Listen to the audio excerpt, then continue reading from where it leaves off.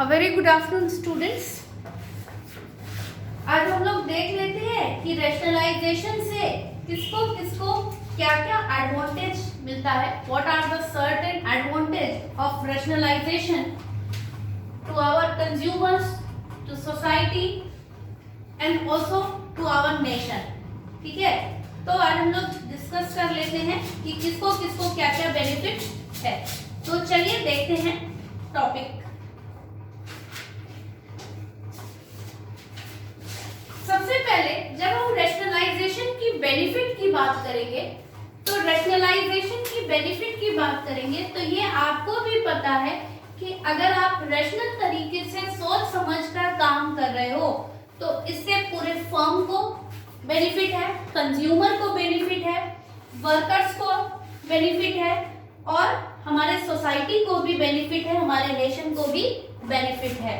तो अगर हम एडवांटेजेस की बात करें, सिंपल एडवांटेजेस की बात करें, तो सबसे फर्स्ट जो है आपका एडवांटेजेस टू प्रोड्यूसर। ठीक है, प्रोड्यूसर आप सबको समझ में आता है कि जो प्रोड्यूस कर रहा है, जो प्रोडक्शन प्रोसेस को देख रहा है, चला रहा है, वो हो जाएगा आपका रैशनलाइजेशन, यानी what is the advantage of rationalisation to producer. उसके बाद आपका क्या है एडवांटेजेस टू वर्कर्स। ठीक है, वर्कर्स को आज क्या एडवांटेज है, ये भी उसका हिस्सा है। और उसके बाद आपका है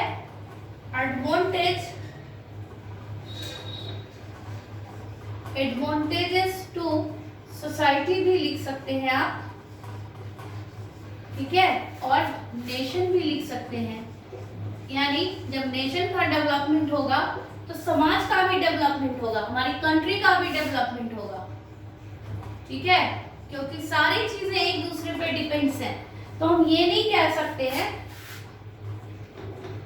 अगर डेवलपमेंट हो रहा है तो ओवरऑल सारी चीजों का डेवलपमेंट हो रहा है। अब जब हम एडवांटेजेस की बात करेंगे तो और किसको एडवांटेज होना चाहिए, हमारे कंज्यूमर्स को भी एडवांटेज होगा।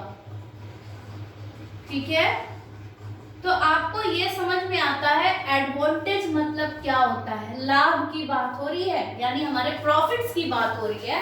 तो जब हम एडवांटेज की बात करेंगे तो एडवांटेज टू प्रोड्यूसर की बात करेंगे तो प्रोड्यूसर को हम लोग मैन्युफैक्चरर के नाम से भी जानते हैं, है ना। किसके नाम से जानते हैं, मैन्युफैक्चरर के नाम से भी जानते हैं। तो सिंपल समझिएगा, आज कोई भी चीज, कोई भी फर्म कोई भी चीज प्रोड्यूस कर रही है तो प्रोड्यूसर जो है वो चाहेगा कि हम ऐसी चीजों को प्रोड्यूस करें जिससे हमारा जो कंज्यूमर है उसको खरीदे और सेटिस्फाइड हो मेरे प्रोडक्ट को लेके। ठीक है, तो ये सबसे पहले तो अपने प्रॉफिट के बारे में सोचेगा। किसके बारे में सोचेगा, प्रॉफिट के बारे में सोचेगा, अपने प्रॉफिट के बारे में सोचेगा। उसके बाद सेकंड क्या सोचेगा, कस्टमर सेटिस्फेक्शन सोचेगा, कस्टमर का सेटिस्फेक्शन। अगर कस्टमर सेटिस्फाइड होगा तो वो बार बार हमारे पास आएगा उस प्रोडक्ट को खरीदने के लिए। तो कस्टमर के सेटिस्फेक्शन की भी बात होगी।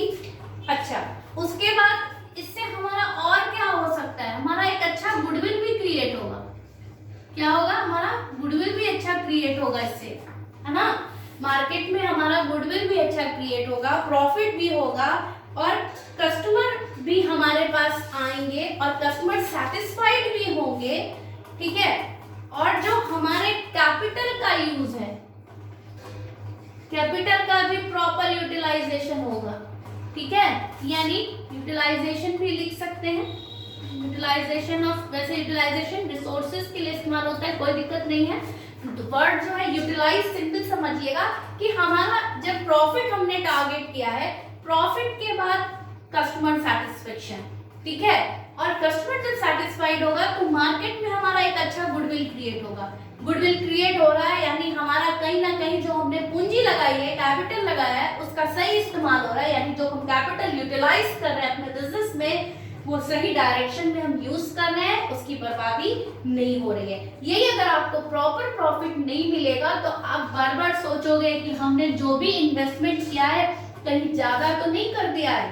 ठीक है, आपके जो प्लांट और मशीनरी हैं वो भी सही तरीके से काम करेंगे और चलते रहेंगे।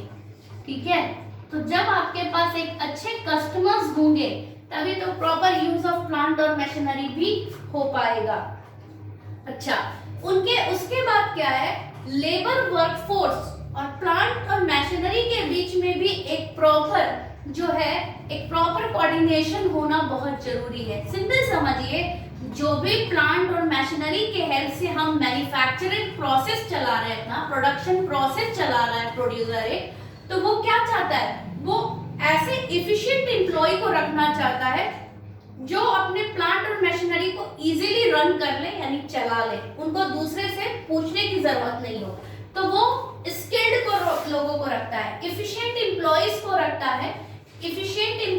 रखता है, और इफिशिएंट एम्प्लॉयज को टाइम टू टाइम वो ट्रेनिंग भी देता है। क्या देता है? ट्रेनिंग भी देता है कि जिससे वो प्रॉपरली अपने प्लांट और मशीनरी का प्रॉपर इस्तेमाल कर पाए, है ना। आज मान लो कि कोई एक हमारे यहाँ लेबर एम्प्लॉय है, उसको सही से प्लांट मशीनरी चलाने ही नहीं आ रहा है, तो क्या हमारा प्लांट और मशीनरी खराब होने का चांसेस है कि नहीं? तो इसके लिए उसको ट्रेनिंग दी जाती है कि कैसे वो चलाएगा, चीजों को कैसे इस्तेमाल करेगा, सही यूज क्या है, इसका सही ड्यूरेशन क्या है, टाइम टू टाइम इसकी कैसे हम देख रेख करेंगे, कितने ड्यूरेशन हमें चलाना है। हर मशीन के टाइम भी फिक्स होते हैं, 6 घंटे चलाना है या 7 घंटे चलाना है या 5 घंटे चलाना है। With in that time period हमें उतनी देर उसका इस्तेमाल करना होता है। उसके बाद इसके अदर एडवांटेज भी बहुत हैं, जैसे कि आप सिंपल समझो, आप जो भी टेक्निक का इस्तेमाल करोगे वो साइंटिफिक मेथड का यूज करोगे। साइंटिफिक मेथड का क्यों यूज करोगे? तो साइंटिफिक मेथड जो है हमारे रिसोर्सेज का प्रॉपर यूटिलाइजेशन करना सिखाती है हमें। ठीक है, कि हमें अपने रिसोर्सेज का सही इस्तेमाल हम कैसे करेंगे। वैसे ही अगर हम बात कर लें वर्कर्स की, अभी हम प्रोड्यूसर की बात कर रहे थे, ऐसे जब हम वर्कर की बात करेंगे तो आप भी थोड़ा सा दिमाग लगाना कि जब आप एडवांटेज टू वर्कर की बात करोगे तो क्या क्या एडवांटेज वर्कर को हो सकता है ना। तो सिंपल, आप सबसे पहले कि उसकी इनकम बढ़ेगी। अगर वो प्रॉपरली काम करके दे रहा है, गोल और टारगेट सही समय पर हमको कंप्लीट करके दे रहा है, तो अगर उसका मालिक उससे हैप्पी है, ओनर उसका खुश है, ठीक है, जो भी प्रोप्राइटर है उसका हैप्पी है, तो उसकी आय को बढ़ाएगा कि नहीं, चाहे वो रिम्यूनरेशन बेसिस पे हो, सैलरी बेसिस पे हो, वेजेस पे हो, जिस पे भी हो, उसकी इनकम बढ़ेगी। अब जब उसकी इनकम बढ़ेगी तो वो उसकी काम करने की इफिशियंसी भी बढ़ेगी। ठीक है, जब वो खुश रहेगा तो वो प्रॉपरली काम करेगा, और अगर वो खुश ना है अपने काम से तो वो प्रॉपरली काम नहीं करेगा। ठीक है, अगर वो इफिशिएंट है, इनकम बढ़ेगी तो इफिशियंसी भी बढ़ेगी, और इफिशियंसी बढ़ेगी तो कहीं ना कहीं उसकी जॉब सिक्योरिटी भी है, जरूर उसकी जॉब सिक्योर है, क्योंकि वो काम अच्छा कर रहा है। तो लंबे समय तक जब वो काम अच्छा कर रहा है, सेटिस्फाइड कर रहा है अपने प्रोड्यूसर को, या अपने प्रोप्राइटर को, या समझिए या प्रोड्यूसर, जिस भी ऑर्गेनाइजेशन में वो काम कर रहा है, तो जॉब सिक्योरिटी भी होगी, क्योंकि जब वो काम सही तरीके से कर रहा है तो उसका जो भी मालिक होगा, ओनर होगा, उसको जॉब पर से नहीं हटाएगा। जब वो उसकी जॉब सिक्योरिटीज है तो उसकी स्टैंडर्ड ऑफ लिविंग में भी फर्क आ जाएगा, है ना। स्टैंडर्ड ऑफ लिविंग भी उसकी राइज करेगी। ठीक है, स्टैंडर्ड ऑफ लिविंग की हम लोग हमेशा बात करते हैं, हमने आपको एग्जांपल्स भी बहुत दिया है। ठीक है, उसके बाद क्या है, अब वो कंटिन्यूअसली काम कर रहा है, उसकी इफिशियंसी भी बढ़ेगी, उसके स्किल्स भी बढ़ेंगे, क्योंकि वो काम बार बार कर रहा है, और जब उसको जॉब सिक्योरिटीज और स्टैंडर्ड ऑफ लिविंग सब में फर्क आने लगेगा तो वो कंटिन्यूअसली काम अच्छे तरीके से करेगा। तो दीज बेनिफिट्स टू वर्कर को ये बेनिफिट्स होते हैं रैशनलाइजेशन के हेल्प से। अब एडवांटेज टू हम कंज्यूमर की बात कर लेते हैं कि हमारे कंज्यूमर को क्या क्या एडवांटेजेस मिलेंगे।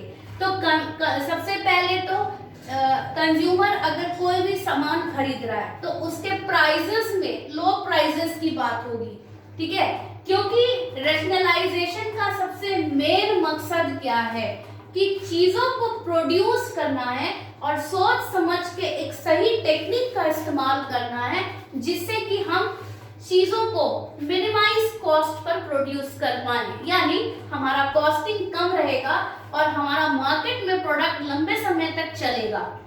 आपको पता है कि सबसे पहले लोग चीज तो देखते हैं लेकिन सबसे पहले प्राइस पे ही लोगों की नजर जाती है। आप मार्केट में जाते हो कोई भी प्रोडक्ट परचेस करने, तो जब आप उसको हाथ में उठाओगे तो सबसे पहले आप प्राइस देखोगे, उसके बाद आपके दिमाग में आता है कि प्राइस तो नॉमिनल है, इसकी फिर क्वालिटी देखते हैं हम कि क्या क्वालिटी है और उसके बाद उसी अकॉर्डिंग हम आगे का काम करते हैं, ठीक है।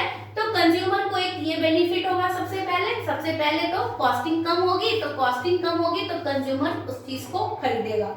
उसके बाद क्या है कि क्वालिटी की भी हमने बात की कि प्राइस फर्स्ट मैटर करता है, प्राइस के बाद क्या हमारी क्वालिटी बताता है, क्वालिटी कैसी है, और कंज्यूमर जो है क्वालिटी को देखता है, सोचता है, समझता है, विचार करता है, तभी किसी प्रोडक्ट को खरीदता है, ऐसे ही नहीं खरीद लेता है, ठीक है। और उसके बाद क्या है, यहाँ पर चॉइस की प्रॉब्लम अराइज होती है।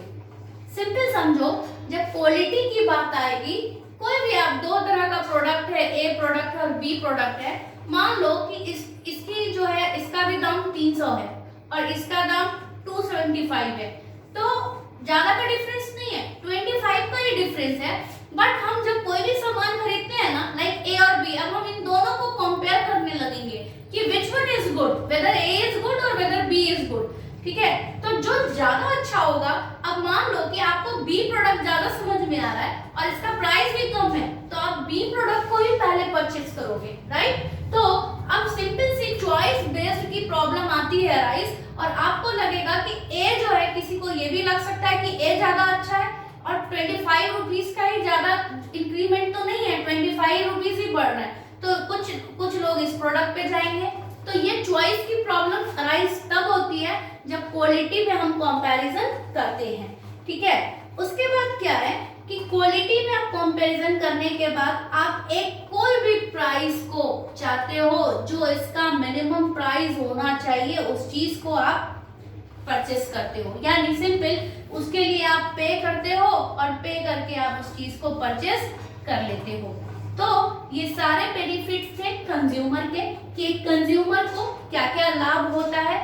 आप लोग को ये सारे पॉइंट्स मैंने इंग्लिश में बताए हैं, जैसे मूल्य में कमी का होना, आपका इसका हिंदी है मूल्य में कमी का होना। क्वालिटी आपको समझ में आता है, वस्तु की किस्म, किस तरह की वस्तु है, आप कंपेयर करते हो, लाइक ए और बी में आप तुलना करते हो कि ए अच्छा है कि बी अच्छा है, आपको जो अच्छा लगता है आप उसी को खरीदते हो। और उसको कब खरीदोगे, जब आपके वो बजट में आएगा तब आप उसी को खरीदते हो। वैसे ही अभी चुनाव की बात हुई, चॉइस मैंने बोला, आगे आपका नेक्स्ट पॉइंट कि चुनाव की मुक्ति, यानी चुनाव की मुक्ति बोलिए या चुनाव की मुक्ति से झंझट बोलिए, सीधा जब आप कोई भी दो प्रोडक्ट को कंपेयर करते हो ना, तो आप सिंपल किसी न किसी एक रिजल्ट्स पे आ जाते हो। क्यों? क्योंकि इस दोनों में तो आप कंपेयर करते हो और उसके बाद प्राइस को भी कंपेयर करते हो और आपके जो बजट में आता है आप उसी को खरीदते हो, ठीक है। तो ये था आपका। उसके बाद उचित मात्रा, यानी उचित समय पर आप उसको जो प्राइस, जिस प्राइस पर आपने इसको किसी चीज को ओके किया यानी परचेस किया है, ओके किया है, यानी यू आर सेटिस्फाइड, तभी आपने इसको परचेस किया है। उसके बाद हमारा है कि एडवांटेज टू द सोसाइटी। जब हम सोसाइटी की बात करेंगे, समाज की बात करेंगे, तो आप सबको पता है कि रैशनलाइजेशन के हेल्प से जो भी हम काम कर रहे हैं उसका हमारे समाज को क्या बेनिफिट है। अगर हमारे समाज का डेवलपमेंट होगा तो हमारे कंट्री और हमारे नेशन का भी डेवलपमेंट होगा। यानी सबसे पहले तो हमारी राष्ट्र की आय बढ़ेगी, यानी हमारी नेशनल इनकम जो है वो बढ़ेगी। क्या बढ़ेगी? हमारी सबसे पहले क्या बढ़ेगी? तो हमारी नेशनल इनकम बढ़ेगी, ठीक है। नेशनल इनकम बढ़ेगी। एक चीज और आपको बता देती हूँ, ठीक है, नेशनल इनकम तो बढ़ेगी ही बढ़ेगी, और आपके दिमाग में कुछ आ रहा है, सेविंग्स भी होंगी, कुछ नेशनल लेवल्स पे कुछ सेविंग्स भी होंगी, क्योंकि आप जो टेक्निक का इस्तेमाल कर रहे हो वो सही एक युक्तिपूर्वक टेक्निक का इस्तेमाल कर रहे हो, जो युक्ति से बुद्धि से आप सोच विचार करके काम कर रहे हो। तो ठीक है, ये हमारी व्यापारिक आर्थिक कुछ को भी बचाएगा। ठीक है, तो यानी हमारी व्यापार की जो स्थिति है, आर्थिक स्थिति यानी इकोनॉमिक कंडीशंस ऑफ बिजनेस को भी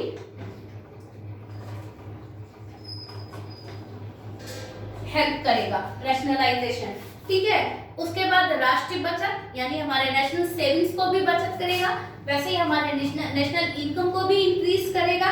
ठीक है, और उसके बाद औद्योगिक विकास, आपको पता है इंडस्ट्रियल डेवलपमेंट, हमारे इंडस्ट्रियल सेक्टर्स को भी डेवलप करेगा, है ना, इंडस्ट्रियल डेवलपमेंट और डेवलपमेंट ऑफ इंडस्ट्रियल सेक्टर्स, जिसको हम लोग औद्योगिक विकास के नाम से भी जानते हैं। ठीक है, तो और इसमें क्या क्या बेनिफिट होगा, जैसे कि देश के आर्थिक साधनों का सर्वोत्तम उपयोग। आज अगर आप सिंपल समझिए कि आज आप अपने ही देश में कुछ अच्छी चीजें बना रहे हैं और बाहर भेज रहे हैं, ठीक है, तो आपका क्या होगा, बाहर की कंट्रीज जो है, अदर कंट्रीज जो है वो आपको ज्यादा प्रॉफिट देंगी कंपेयरिंग टू योर कंट्री। अगर आपका प्रोडक्ट आपके कंट्री में है लेकिन बाहर कंट्रीज में जा रहा है तो उससे आपको प्रॉफिट ज्यादा होगा।